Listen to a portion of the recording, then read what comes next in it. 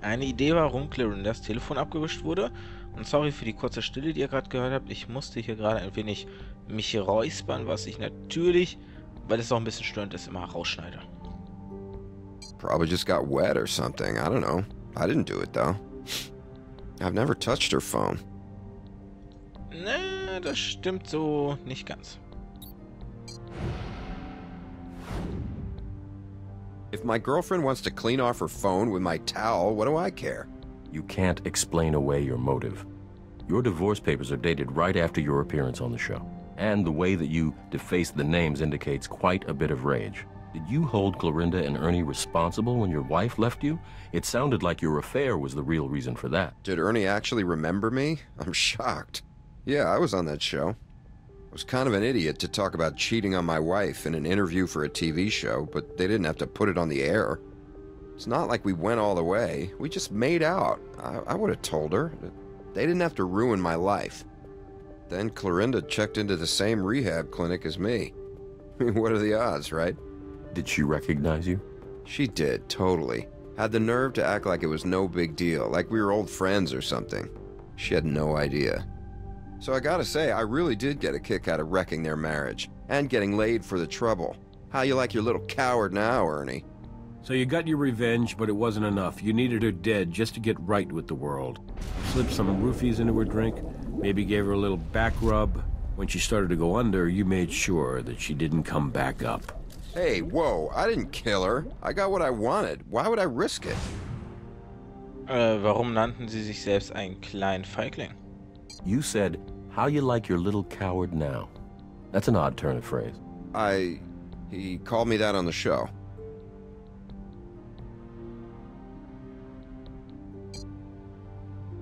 Ah, nicht ganz. Cheating bitch. I'll kill you and the little coward you're screwing. A call was made to check that voicemail at 10:15. It was in Clorinda's purse, and there are no prints on it. Strange for a shiny phone like that. You said you were alone in your room, at least after you saw Jack. If that's true, Clorinda couldn't have wiped the phone down with your towel, and you never did explain the ring. I think you're an excellent liar, Stephen, but eventually the details fail to connect, even for the best. We all heard you say, little coward. We've got it on tape. Do you really want all this to go to a jury? If you're going to take a fall, don't you want everyone to know your side of it? My side? Yeah, I'll tell you my side. I had the roofies from before rehab. I was gonna get rid of them, but then Clorinda showed up. I thought I could use them to get her into bed, but turned out I didn't even need them. She wanted it. But then last night she pushed me, and I knew I had to end it. Then that idiot showed up with the booze, and I saw my chance. I slipped her the Mickey, then went back to my room to get my wedding ring. It didn't fit anymore. Why did you need the ring? I had to show her. I had to show her the love that she had cost me. You think I gave her a back rub, Captain? I shoved that bitch under as hard as I could. I left my ring with her, because I finally didn't need it anymore. And the phone call, the message. I couldn't resist checking what Ernie had to say. I'll tell you, I laughed my ass off. Stephen Tampson, you're under arrest for the murder of Clorinda Jackson. You have the right to remain silent.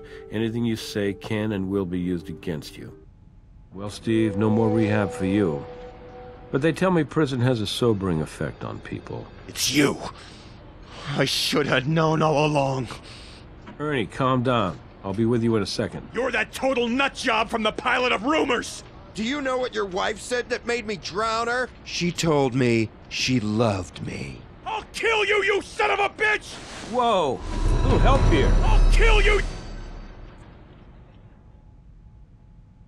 I see they got the bloodstains cleaned up. Nothing like showing up to your murder trial with a broken nose. Anyway, good job on this case. It was tricky. Steve Tampson had an answer for everything. Except the evidence. Wie doof, seinen Ring als absoluten Beweis zurückzulassen. Und hier, meine Kombination total für'n Arsch, weil Catherine sich dauernd eingemischt hat. Blöde Trulle. Ach, Menno.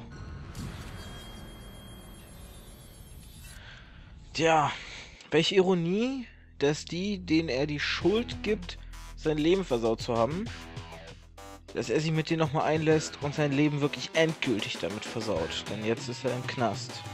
Und das für lange Zeit.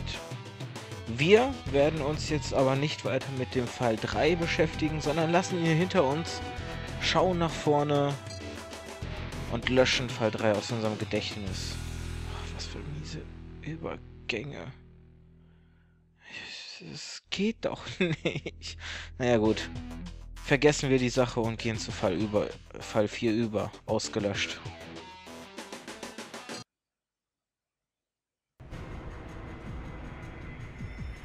Dramatische Musik. Ein Blitz. Grusel. Spannung.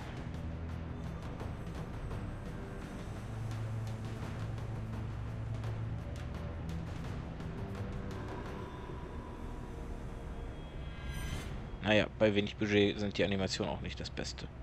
So we got a call from the landlord. He says he heard a carbon monoxide alarm go off in here. He checks it, and that's when he finds a running generator and the great Andrew Levesque. May he rest in peace. I'll bite. What makes the great Andrew so great?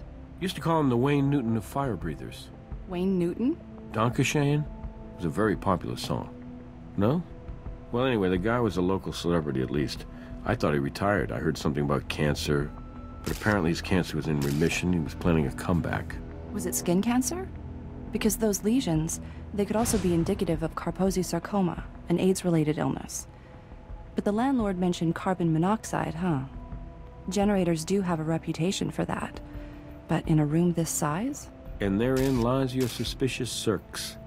You guys worked together before? No. It's our first time. I'll be gentle. You'll want to question the family when you get the chance.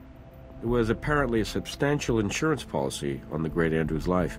Okay, I'll leave you both to it. Dankeschön. What a mess. I confess. Ein kleiner Reim. Badutsch. Ja, liebe Riley, wir haben sehr wohl schon mal zusammengearbeitet. Ich habe dir nämlich aus der Patsche geholfen. Gut, ich kenne sie wirklich überhaupt nicht aus der Serie oder erinnere mich zumindest nicht an die Serie und Folgen mit ihr.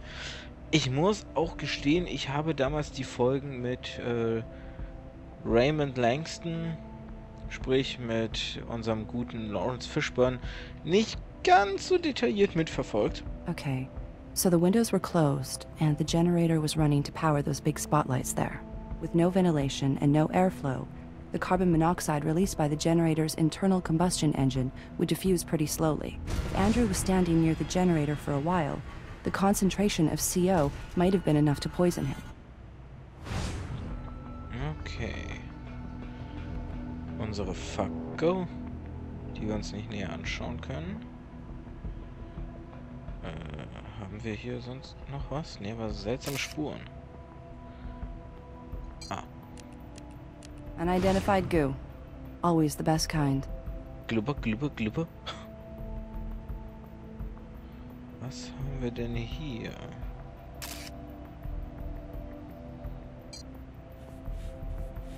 Good thinking. If we need to, we can figure out where that gas was purchased from its composition. Sehr schön. Da haben wir doch schon die ersten Spuren. Und...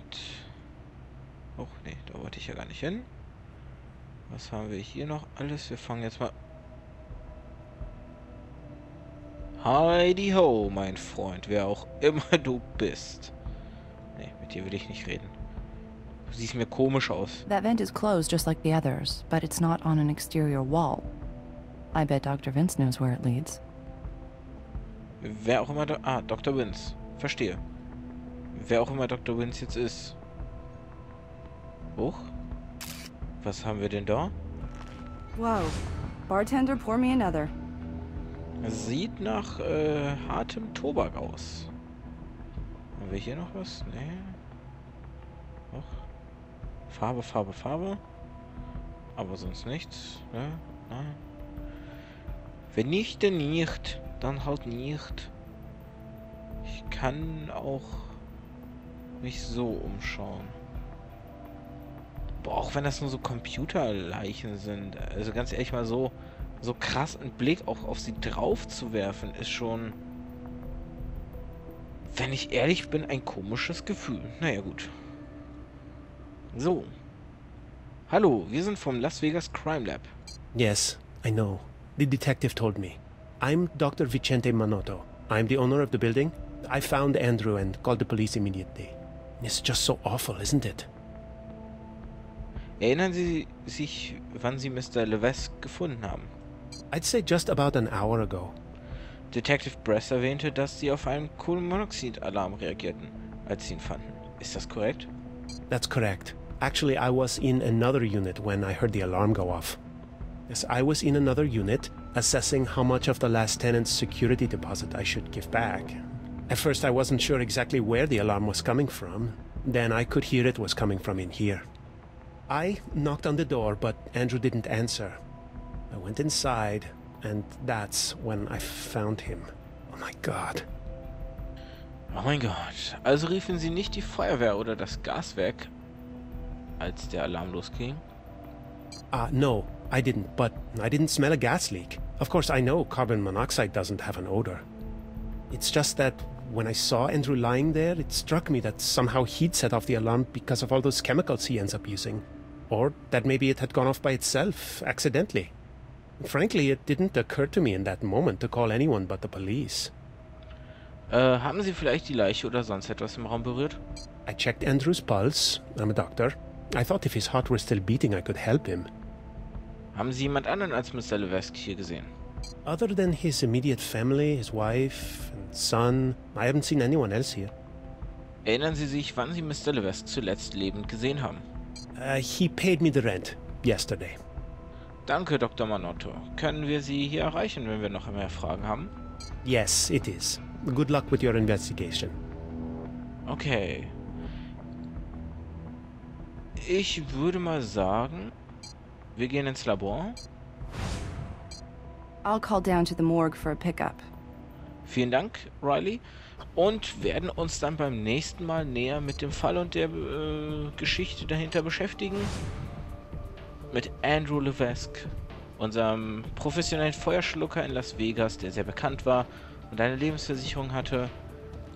Du bist leider die nächste Leiche auf unserem Tisch. Und wir schauen uns das nächste Mal mit dir. Oder beschäftigen uns das nächste Mal mit dir. Ich wollte jetzt nämlich einfach nur noch mal kurz den Fall abschließen, den ich eigentlich ja schon in der letzten Aufnahmesession abgeschlossen hätte, wäre ich nicht gestört worden. Das war jetzt einfach nur so quasi der Wunsch, den ich jetzt noch hatte. Das habe ich ja jetzt geschafft. Ich bin zufrieden, stolz auf mich. Yay! Yay! Ja, die Sachen sollte ich bei Fest zurücklassen. Oder? Nee, ich mag mein Yay. Ich behalte es. Ich werde es hegen und pflegen und aufhören mit diesem Scheiß jetzt zu reden. So, also... Oh Gott, ich habe Probleme. Ich wünsche, ihr hattet Spaß. Ich hoffe, ihr hattet Spaß. Ich hatte ihn ebenfalls. Und ich hoffe, ihr habt auch Spaß mit dem, was ihr so gerade zockt. Ich gehe jetzt und suchte weiter an meiner PS Vita Zero Escape Witcher's Last Reward, was ich dann hoffentlich bald jetzt im Blog auch posten kann. Da ich ja auch von 999, Doors, 9 People, 9 Hours letztens einen Beitrag gemacht habe und überraschend zum Geburtstag tatsächlich das Spiel gekriegt habe, was mich sehr freut. Und ja, Sucht.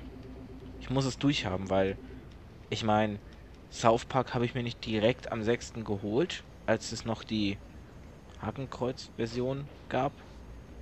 Die werden jetzt, ganz ehrlich, jeder, der sich das Spiel jetzt schon holen konnte, der diese unzensierte Version jetzt hat, ja, das sind Sammlerstücke. Die können, wenn die ein paar Jahre weit ein goldenes Näschen sich wahrscheinlich damit verdienen. Naja, gut. South Park steht ja an Ende des Monats. Diablo 3 Reapers of Soul steht an. Oh, ich muss erstmal das zocken, was ich hier bei mir liegen habe. Und ich habe ja sowieso schon einen riesigen Stapel an beschämenden Spielen, die ich spielen wollte, hier liegen. Naja, gut. Das sind aber meine Probleme. Und warum rede ich hier überhaupt? Warum belästige ich euch damit? Naja, zockt lieber und verkleinert eure Stapel der Schande. Ich kämpfe auch gegen meinen an, versprochen. Vielleicht ein paar der Titel werde ich deshalb dann hier reinhauen. Das ist ja hier auch Therapie für mich. Und ich fange schon wieder an. So. Habt einen schönen Tag. Cheerio, the king has left the building.